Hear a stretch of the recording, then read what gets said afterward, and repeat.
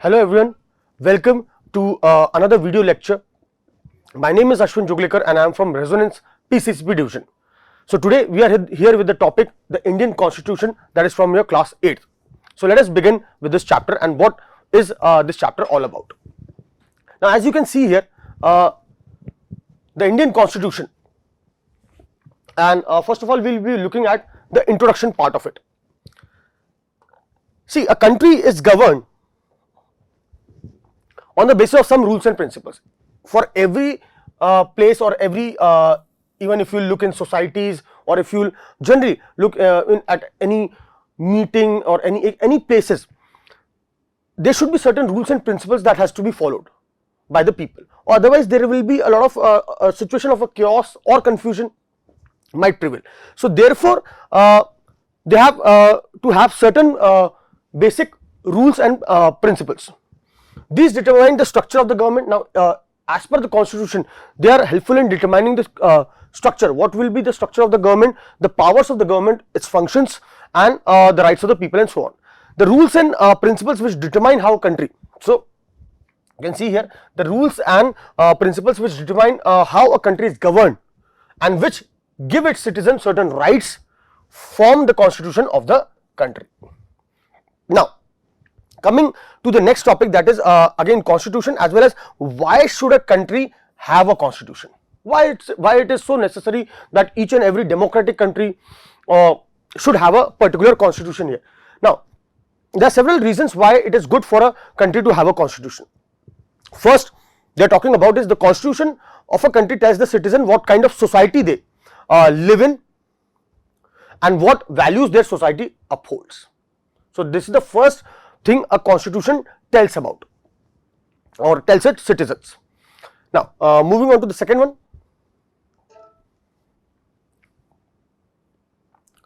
that is, it tells the citizens what type of government they have. What type of government they have? It defines the powers of the government, so the government cannot misuse its authority. The constitution defines the rights of the citizen also, like what rights, क्या आपके पास अधिकार है, so that is also defined by the constitution, so that they cannot break laws, exploit other citizens, or be exploited by others. Many constitutions have provisions that seek to prevent majority groups from dominating the minority groups or from violating the rights of the minorities. Now why do we need a constitution? Moving further, that is it reflects the aspirations of the citizens of a country. So you can see this first point, it reflects the aspirations of the citizens of a country, and accordingly it lays down certain ideals that constitute the philosophy of the whole constitution, like justice, liberty, equality of status and opportunity. It provides knowledge regarding the composition, powers and functions of the executive, legislative and judicial organs of the government.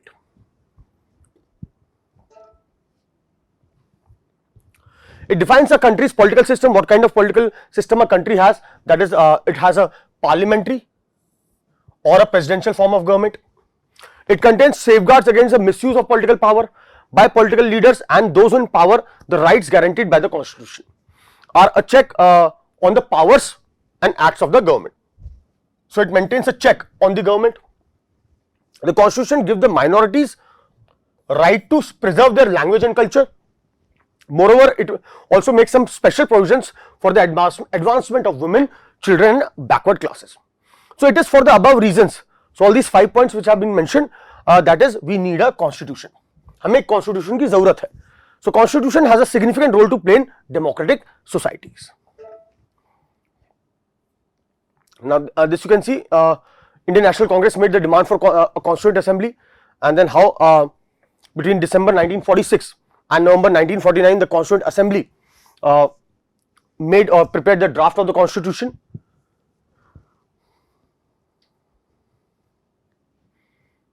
About the struggle for democracy in Nepal, these pictures show that. Now second part, moving on to, that is framing of the Indian Constitution. Now the cabinet mission, that is members were Sir Patrick Lawrence, Stafford Cripps and A.V. Alexander, that came to India in 1946, recommended that a constituent assembly should be framed or should be formed that would frame the Constitution of India. The members of the Constituent Assembly were elected by the provincial legislative assemblies. Dr. Rajendra Prasad was elected as its president, and Dr. B.R. Ambedkar, whom we know as the father of the Indian Constitution, was the chairman of the drafting committee. The assembly meant for the undivided India was to consist 389 members, but as we know, after 1947 British India was divided into India and Pakistan, so therefore the members of the Constituent Assembly were also divided.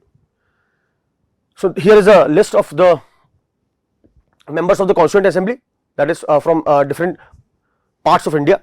The Constitution of India was enacted and adopted by the Constituent Assembly on 26th of November 1949. It took 2 years, 11 months and 18 days for the Constituent Assembly to finally adopt and enact the Constitution. The Constitution completely came into force on 26th January 1950, that is after 2 months, and that is the day which is celebrated as the Republic Day in India.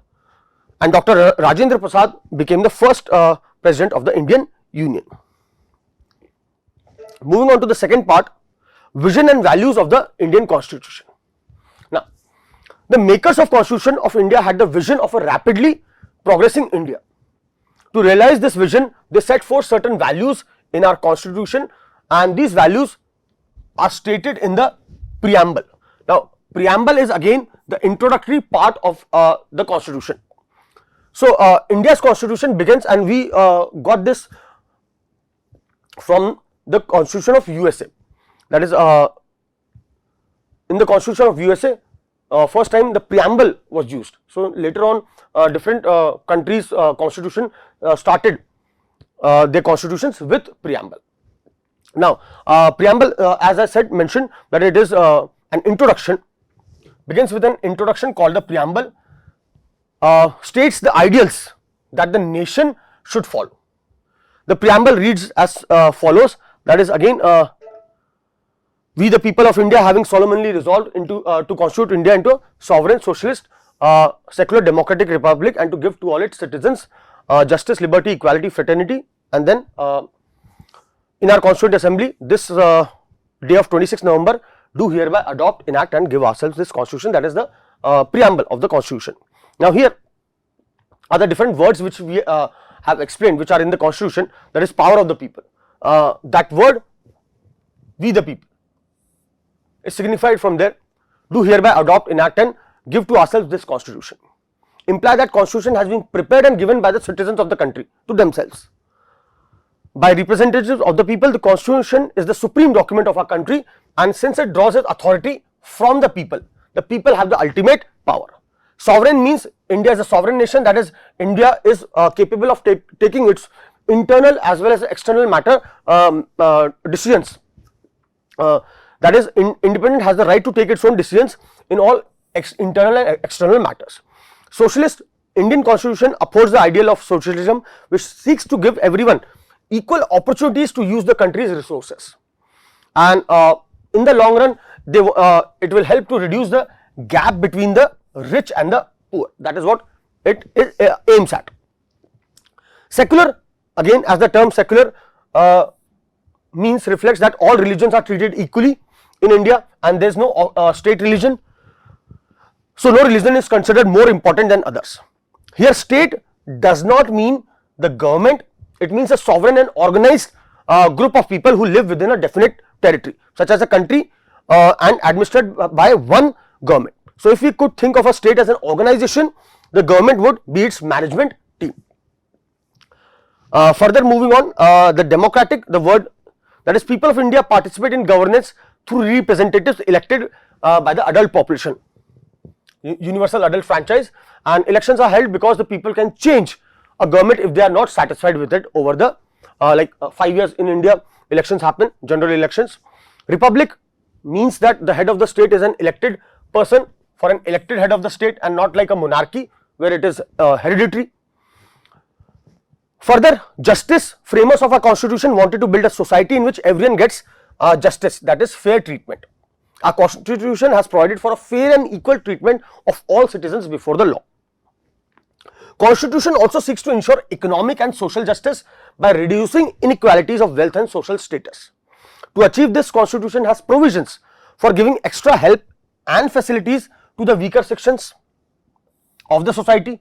For example, to improve the social and economic status of the former untouchables listed as scheduled caste, SCs, or the exploited tribes listed as scheduled tribes and other backward classes, again OBCs, the Constitution allows certain reservations to be made for these groups.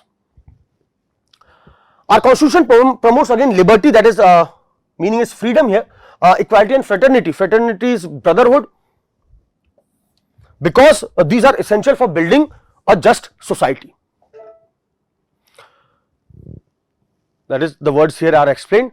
Liberty, the citizens of India have been given the liberty to express their opinion freely, to follow their own beliefs and choose their own professions. So that is the freedom which we have. Then equality. In India, all citizens are equal before the law. Besides, any form of discrimination is illegal and punishable by law. Thus, followers of different religions, the rich and the poor, men and women, all are entitled to equal rights and opportunities. So that is part of equality. Fraternity, which means brotherhood, bhaichara. India is a land of diverse people, so all of these people should live with harmony and peace. A large number of groups having different cultures, traditions, languages. To ensure that they all live in harmony as one nation, it is important to develop a sense of brotherhood among them. So the Constitution promotes fraternity to strengthen the unity and integrity of the nation. Finally, the Constitution also aims to remove caste discrimination, untouchability, and all other practices that threaten the dignity of individual and give rise to ill feeling among the different sections of the society.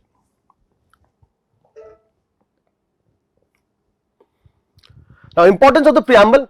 The preamble reflects the aims and the visions of the framers of the India's constitution. तो जिन्होंने हमारा constitution बनाया था उनके vision और M को ये reflect करता है. Even though it cannot be enforced by law, now preamble is not enforceable by law like your fundamental rights are. If they are violated, you can approach the courts for that. It is an important document because it states the goals before the nation and thus guides the policy makers. All laws of the country must uphold the basic values stated in the preamble. A law that is against the spirit of the constitution is void, that is null and void. It is not applicable anymore.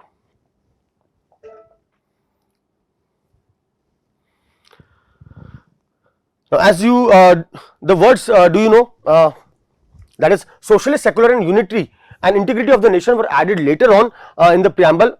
In the original preamble these words were not mentioned. By the 42nd amendment of 1976 these words were added. Now this topic will be taking up in our next lecture. So thank you so much.